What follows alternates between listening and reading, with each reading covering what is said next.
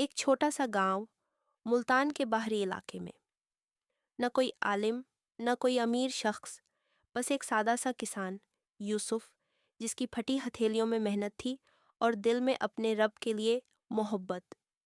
ये कहानी मैंने अपनी दादी से सुनी, जिन्होंने इसे अपने पिता से सुना था।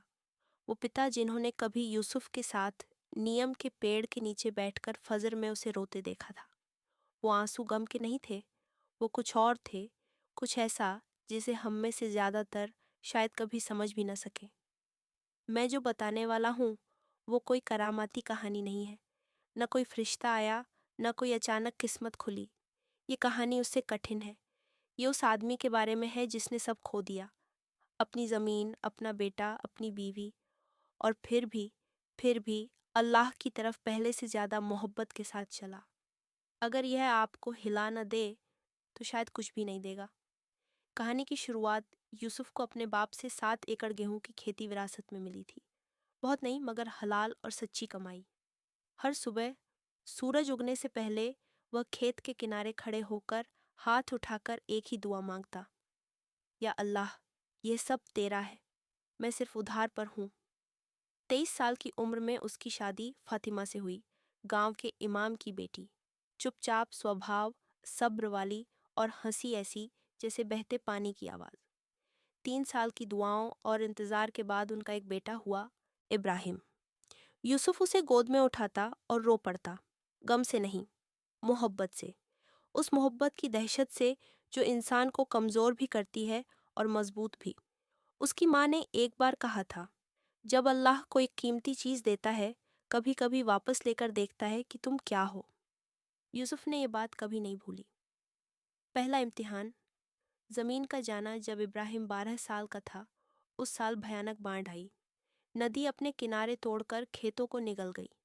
3 दिन बाद जब पानी उतरा तो सब तबाह, फसल बर्बाद, मिट्टी में नमक भर गया। यूसुफ की चुप्पी से पता नहीं चलता था कि उसका दिल कितना टूटा। मगरिब तक वो उसी जगह खड़ा रहा। फातिमा ने आकर कहा, यूसुफ चलो अंदर, बुखार चढ़ जाएगा। वो बोला, मैं उससे नाराज़ नहीं हूँ, बस समझने की कोशिश कर रहा हूँ कि वो मुझसे क्या चाहता है। उस रात उसने पहली बार तहज्जुद पढ़ी।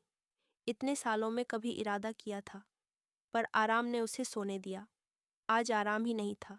सिजदे में उसका माथा दुखने लगा, और आधी रात और फजर के बीच उसके भीतर कुछ टूट गया। उसका तकल्लुफ़, उसका छुपा हुआ दावा कि अगर वह अच्छा रहेगा तो अल्लाह दर्द से बचा लेगा। वह फुसफुसाया, अब समझ गया हूँ, तू मुझ पर कुछ भी कर्ज नहीं, सब मैं ही तेरा कर्जदार हूँ। उन्होंने बहुत कुछ बेच दिया, फातिमा के शादी वाले सोने के कंगन, भैंस, गाड़ी।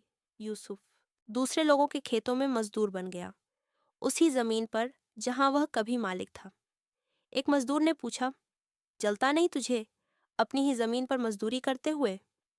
यूसुफ मुस्कुराया, भाई, वो कभी मेरी थी ही नहीं, मैं बस भूल गया था।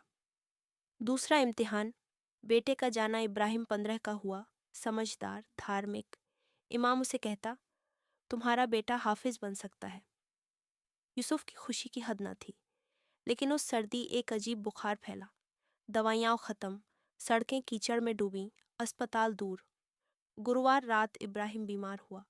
शनिवार सुबह वो चला गया। फातिमा की चीख इंसानी नहीं लग रही थी, जैसे रूह फट गई हो। यूसुफ ने चीखा नहीं, वो बस पास गया और पढ़ना शुरू किया, इन्ना लिल्लाही व इन्ना इलैहि राजिऊन। वो बार बार पढ़ता रहा, जैसे ये ही उसे गिरने से रोक रहा हो।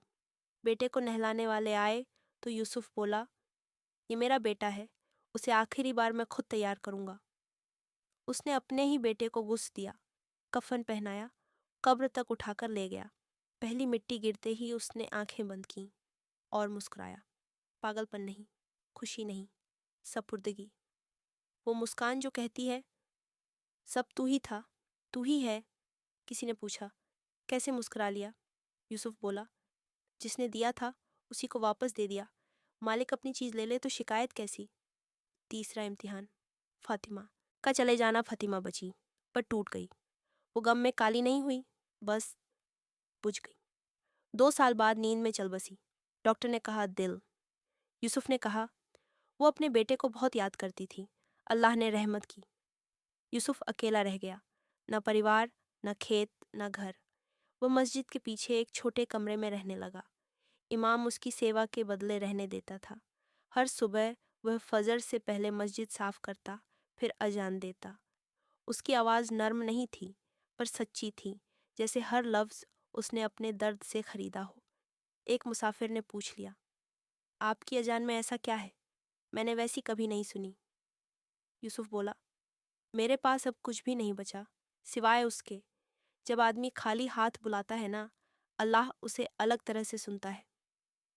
एक जुम्मे को नमाज के बाद अपने कोने में बैठा बैठा ही वह दुनिया से चला गया, उसी मुस्कान के साथ। उसे फातिमा और इब्राहिम के पास दफनाया गया, 3 कब्रें साथ साथ। कहानी का सबक। जब मेरी दादी ने ये कहानी ख़त्म की, मैं रो रहा था।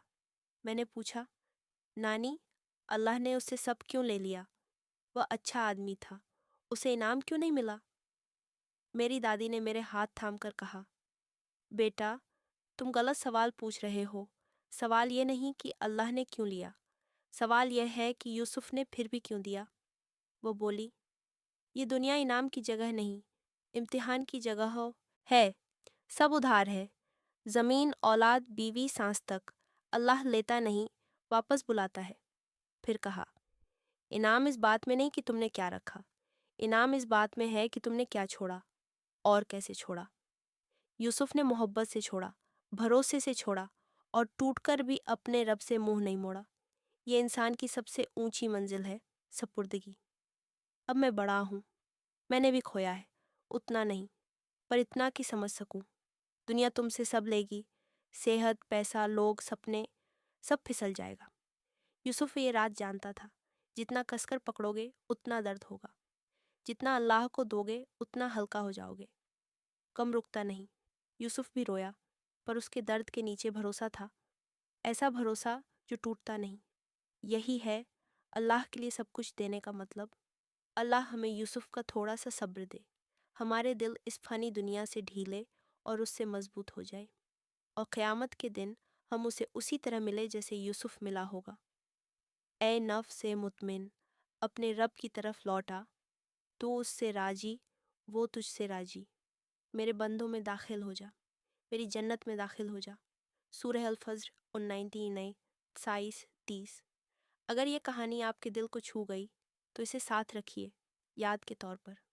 और जब ज़िंदगी कुछ ले ले तो उस आदमी को याद कीजिए जिसके हाथ फटे थे, दिल भरा था, और जिसने सब कुछ अल्लाह को दे दिया और पाया वो जो कभी छिन नहीं सकता।